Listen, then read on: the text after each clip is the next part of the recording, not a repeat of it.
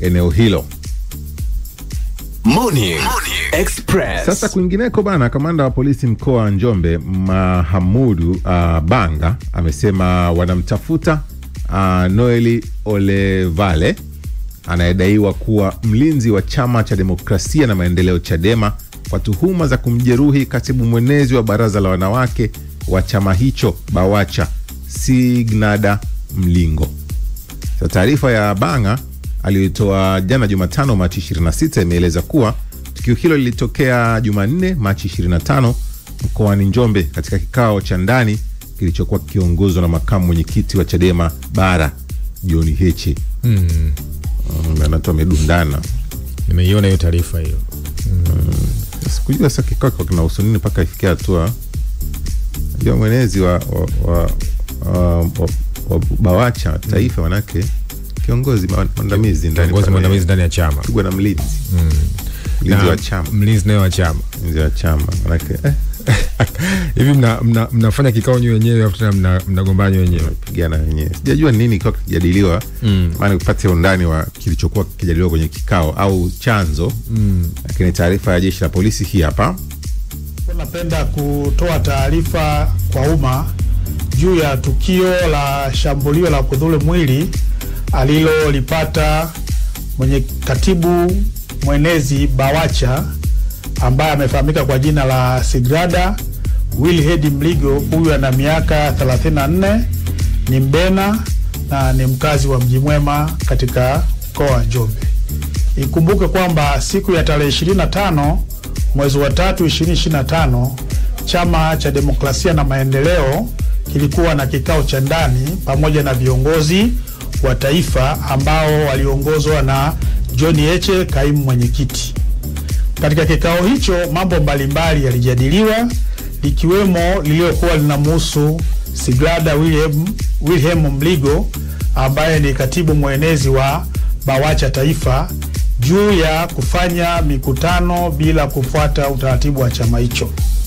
Katika hoja hiyo kuliibuka taharuki na baadaye alielekezwa huyu Sigrada Mligo aweze kutolewa nje, na aliweza kutolewa nje ili kumpunguza munkari aliyokuwa nao kwa wakati huo. Lakini baada ya kuwa ametulia, yalitoka maelekezo ndani kwamba aweze kurejea na kikao hicho ili kiweze kumalizika. Lakini cha kushangaza, moja ya walinzi katika chama hicho cha Chadema ambaye amefahamika kwa jina la Noeli Olevale, ambaye ni moja ya walinzi, aliweza kumshambulia kwa ngumi Bi Sigrada Mligo na kuweza kuanguka chini. Lakini wakati tukio hili linatokea, pembeni kulikuwa na baadhi ya askari polisi ambao walichukua hatua ya kutaka kumkamata huyo mtu, lakini baadaye aliponyoka na kuweza kutokomea, lakini tulifuatilia jina lake na kuweza kulipata. Kwa jitihada za kuweza kumpatia huduma ya kwanza kwa maana ya PF3 ikiwa pamoja na kufungua kesi zimefanyika na alienda kupatiwa matibabu. Umesikia Kumbe kikao kwa kinamhusu wakati mwenezi alikuwa akituhumiwa anafanya mikutano bila utaratibu wa chama. Katika kumhoji kwa mujibu sasa jeshi la polisi akapandisha munkari. Polisi amesema munkari.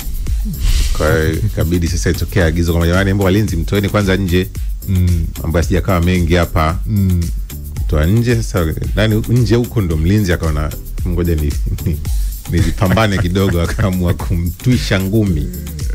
Ugomvi ukaanzia hapo. Ugomvi ukaanzia. Amelazwa pata majeraha hivi. Si taarifa njema sana ukitazama. Kwenye mambo tena walinzi yani. Kwa sababu wote wanatamani kupigania itikadi moja ya chama chao, sio? Chama. Sasa utaratibu ambao nani anafuata nani afati, nafikiri changamoto itakuwa ipo hapo. Lakini ukitazama ni kwamba wote ni watu ambao wanatakiwa waweze kuwa. Unajua nao inashangaza kule vyama tena mnaanza kutofautiana kwa miamko ya hasira zaidi. Hasira zipo, lakini kuna namna kwenye vikao taratibu zinabidi tuzifuatwe. Kuna wakati wa kukubaliana kutokubaliana, kuna wakati wa kukubali kutuhumiwa, kuna wakati wa kukubali tukusikiliza hata kama unagundua kabisa kwamba unaonewa. Ndio siku sheria siipo, utaifuata, utapata haki yako. Ndio siasa ilivyo. Siasa ukiweka hasira tu. Lakini pia sijui mlinzi anapata wapi nguvu ya kumshambulia kiongozi. Na unajua mlinzi maana yake anatakuwa kisha yule kiongozi yuko salama. Yes. Kwamba hakuna kitakachomzuru, kama ana hasira amtulize. Kikao kiendelee. Ndio kazi ya walinzi wa vyama hivi. Tena mlinzi tena naye ameingia kwenye hisia za kisiasa kama kumdunda. Anaona mlinzi amekimbia, anatafuta jeshi la polisi. Pole kwa Sigrada Mligo.